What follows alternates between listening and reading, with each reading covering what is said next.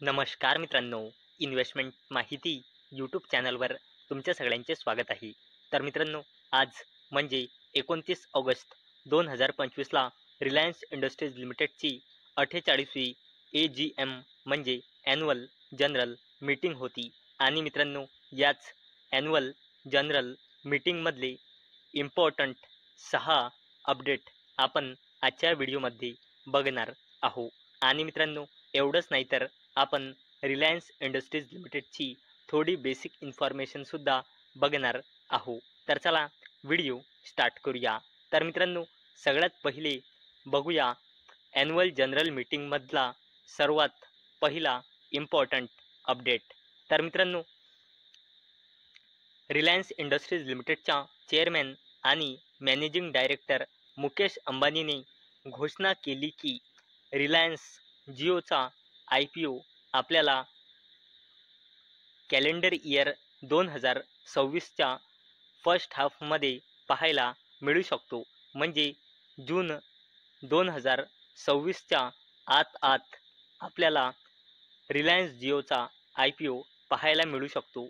आणि मित्रांनो, Reliance Industries लिमिटेडच्या चेअरमॅन आणि मॅनेजिंग डायरेक्टर मुकेश अंबानीजीने मेन्शन केले आहे की रिलायन्स जिओचा कस्टमर्स 500 मिलियनपेक्षाही जास्त झाला आहे. म्हणजे 50 कोटीपेक्षाही जास्त झाला आहे, जो US, UK आणि फ्रान्सच्या कंबाईन पॉप्युलेशन्सपेक्षाही जास्त आहे. आणि मित्रांनो, हा होता आजच्या AGM मधला पहिला इम्पॉर्टंट अपडेट.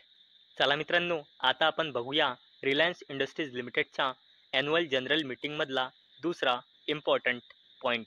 तर मित्रांनो, रिलायन्स इंडस्ट्रीज लिमिटेडच्या चेअरमॅन आणि मॅनेजिंग डायरेक्टर मुकेश अंबानीजींनी सांगितले की रिलायन्स इंडस्ट्रीज लिमिटेडचा EBITDA 2027 एंड होईपर्यंत डबल होऊन जाईल, असे स्वतः रिलायन्स इंडस्ट्रीज लिमिटेडच्या चेअरमॅन आणि मॅनेजिंग डायरेक्टरने सांगितले आहे. आणि मित्रांनो, हा AGM मधला दुसरा अपडेट आहे. तर चला मित्रांनो, आता आपण बघणार आहोत रिलायन्स इंडस्ट्रीज लिमिटेडच्या ॲन्युअल जनरल मीटिंगमधला थर्ड इम्पॉर्टंट पॉईंट. तर मित्रांनो, रिलायन्स इंडस्ट्रीज लिमिटेडच्या चेअरमॅन आणि मॅनेजिंग डायरेक्टर मुकेश अंबानीने सांगितले की रिलायन्सचा न्यू एनर्जीचा बिझनेस यामध्ये एवढं पोटेन्शियल आहे की तो रिलायन्स इंडस्ट्रीज लिमिटेडच्या कोर बिझनेस म्हणजे O2C बिझनेस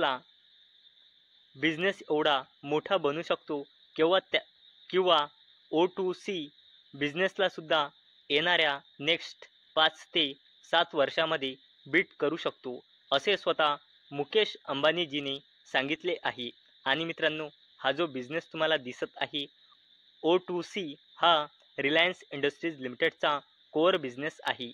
आणि मित्रांनो, या बिझनेस एवढा रिलायन्सचा न्यू एनर्जीचा बिझनेस बनेल येणाऱ्या 5 ते 7 वर्षामध्ये, असे स्वतः मुकेश अंबानी यांनी आजच्या AGM मध्ये सांगितले आहे. चला मित्रांनो, आता आपण बघणार आहोत AGM मध्ये आलेल्या फोर्थ अपडेटबद्दल. तर मित्रांनो, मुकेश अंबानी यांनी घोषणा केली आहे न्यू AI सबसिडरी, ज्याचे नाव आहे रिलायन्स इंटेलिजन्स. आणि मित्रांनो, या AI सबसिडरी करता यांनी गुगल आणि मेटासारख्या जबरदस्त कंपनीसोबत पार्टनरशिप केले आहे. मित्रांनो, हा AGM मधला इम्पॉर्टंट फोर्थ पॉईंट होता. चला मित्रांनो, आता आपण बघणार आहोत रिलायन्स इंडस्ट्रीज लिमिटेडच्या ॲन्युअल जनरल मीटिंगमधला फिफ्थ इम्पॉर्टंट अपडेट. तर मित्रांनो, ईशा अंबानी यांनी सांगितले की रिलायन्स रिटेल येणाऱ्या नेक्स्ट 3 वर्षामध्ये 20%च्या कॅगर म्हणजे कंपाऊंड ॲन्युअल ग्रोथ रेटने ग्रो होईल, असे ईशा अंबानी यांनी सांगितले आहे. कोणता बिझनेस?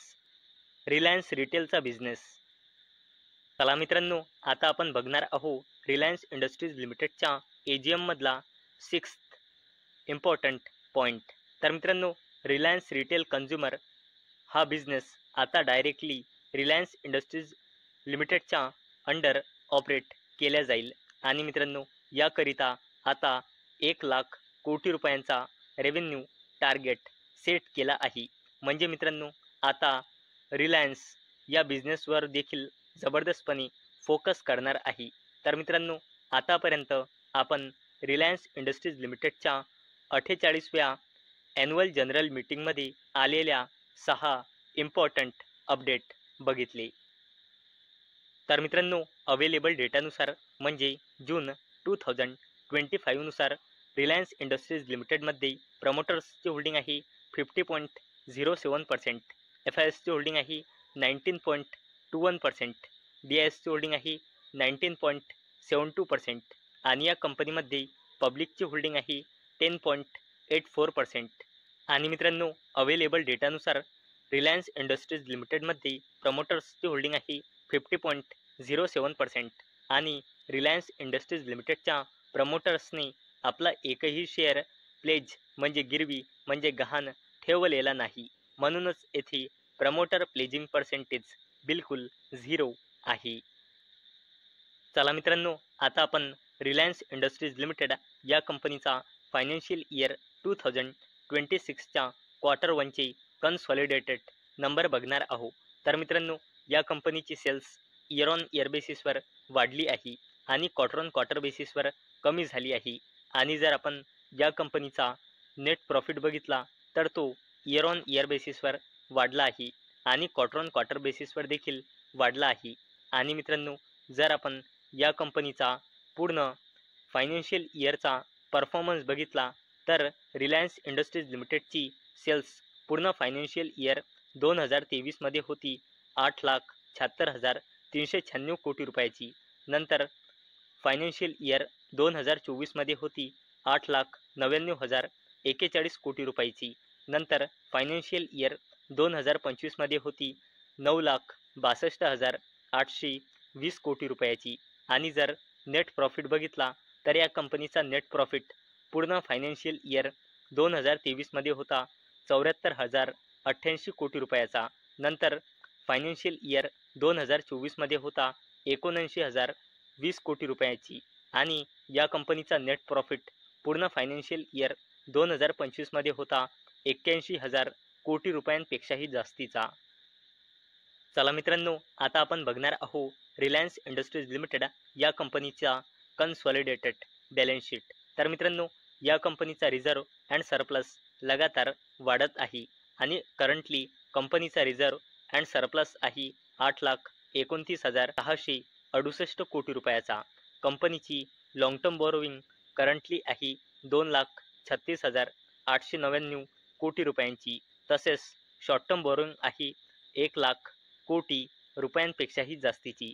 तसेच जर आपण कंपनीचा कॅश अँड कॅश इक्विव्हॅलंट्स बघितला तर तो करंटली आहे 1,00,000 कोटी रुपयांपेक्षाही जास्तीचा. तसेच जर आपण रिलायन्स इंडस्ट्रीज लिमिटेड या कंपनीचा कॉन्टिंजंट लायबिलिटीज बघितला तर तो आहे करंटली 49,452 कोटी रुपयांचा. तर मित्रांनो आजच्या व्हिडिओमध्ये आपण रिलायन्स इंडस्ट्रीज लिमिटेडच्या AGM मधले 6 इम्पॉर्टंट पॉईंट बघितले आहे. तसेच आपण आजच्या व्हिडिओमध्ये रिलायन्स इंडस्ट्रीज लिमिटेड या कंपनीची थोडी बेसिक इन्फॉर्मेशनसुद्धा जाणून घेतली आहे. तर मित्रांनो मला अपेक्षा आहे आजचा आपला व्हिडिओ तुम्हाला इन्फॉर्मेटिव्ह वाटला असेल.